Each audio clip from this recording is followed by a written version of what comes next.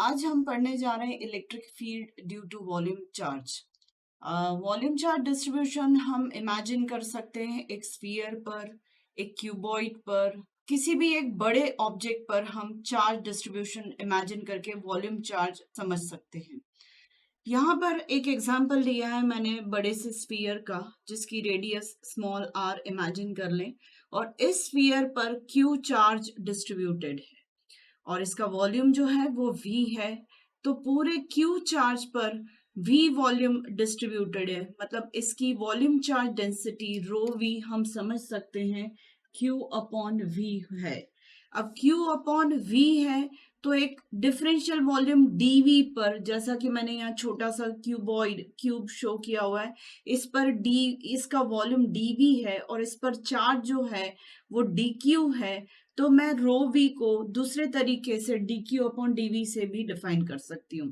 ठीक है, अब इस पूरे वॉल्यूम की वजह से, इस स्फीयर की वजह से जिसकी रेडियस स्मॉल आर है, जिस पर चार्ज Q है, उसकी वजह से एक P पॉइंट समझ लीजिए जिस पर मुझे इलेक्ट्रिक फील्ड फाइंड आउट करनी है। तो P पॉइंट पर इलेक्ट्रिक फील्ड निकालने के लिए वही सबसे पहले हम डिफरेंशियल वॉल्यूम की वजह से electric field DE find out करेंगे और फिर उस DE का इंटीग्रेशन करके हम पूरे वॉल्यूम पर, इंटीग्रेशन का जो भी वेरिएबल होगा उसकी लिमिट्स लगा के हम पूरे वॉल्यूमेट्रिक चार्ज की वजह से P पर इलेक्ट्रिक फील्ड फाइंड आउट कर लेंगे।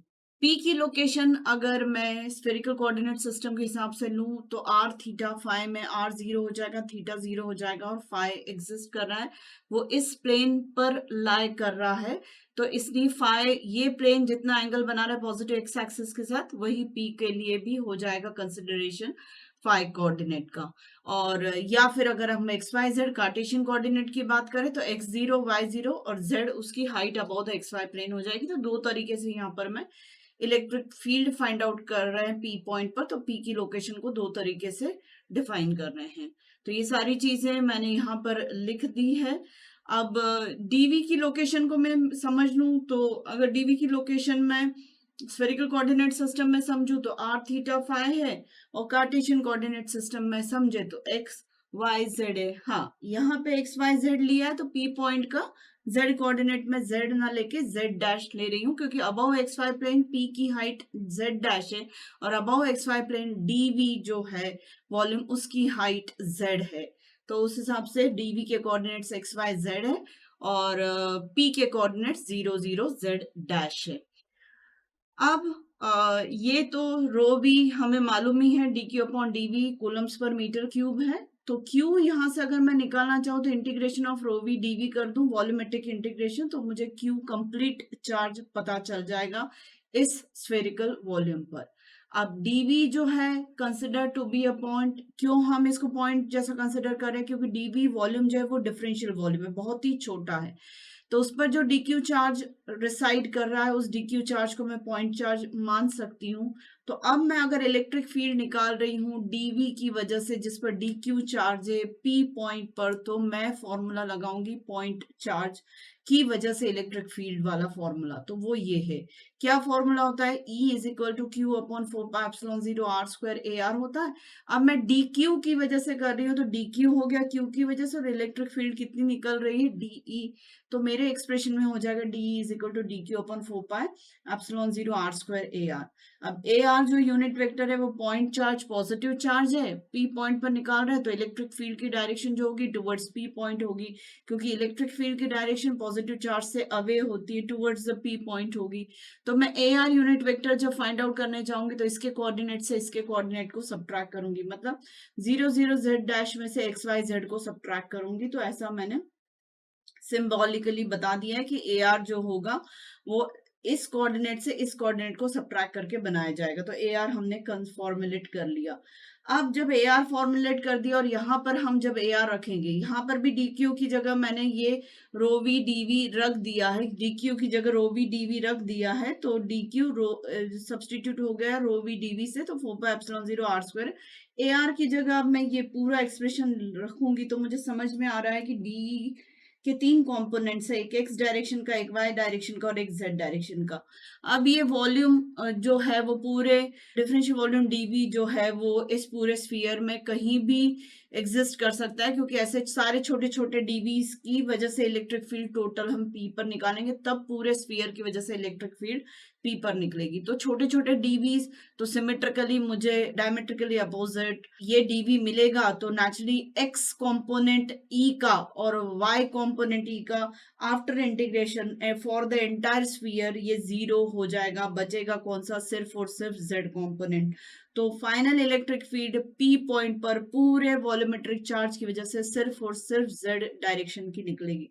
तो मैं E जो इस पूरे वॉल्यूम की वजह से इलेक्ट्रिक फील्ड E जो ले रही हूं उसको मैं ऐसे भी डिफाइन कर सकती हूँ, E D E Z is nothing but D E cos alpha. इस तरीके से भी निकल सकता है हमारा ये, इसे भी इंटीग्रेट करूंगी, इसे भी इंटीग्रेट करूंगी, तो इसी फॉर्मूले से मुझे ई जेड जो टोटल मिला है वो ई जेड ये हो गया equal to rho v upon 4πε0, यहां से उठा रहे हैं हम, और साथ में इंटीग्रेशन डीवी कॉस अल्फा, वो भी हम पूरे इसका डी का जमलिंग और इस एक्सप्रेशन से हम डी की वैल्यू रख रहे हैं, साथ में कॉस अल्फा रख रहे हैं, और ए जेड तो डायरेक्शन चली आ रही है।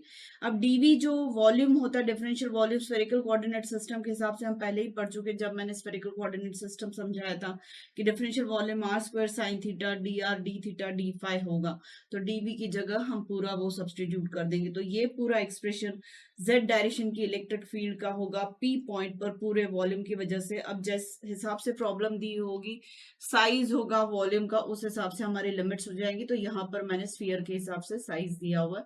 तो अब जब भी जो भी स्टेटमेंट आएगा उस हिसाब से इस क्वेश्चन को सॉल्व किया जाता है। तो ये फाइनल वॉल्यूमेट्रिक चार्ज की वजह से इलेक्ट्रिक फील्ड हमने फाइंड आउट की है।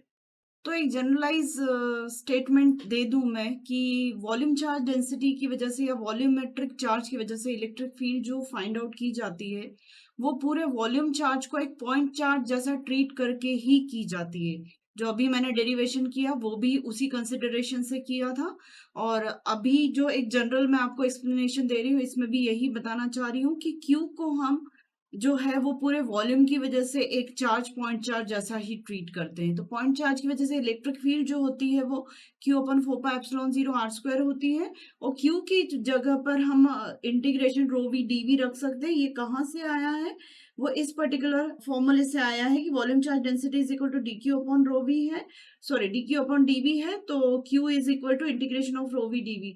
तो इस Q की वजह से integration of rho v d v upon 4πε0 r square a r करके हम इलेक्ट्रिक फील्ड निकाल सकते हैं।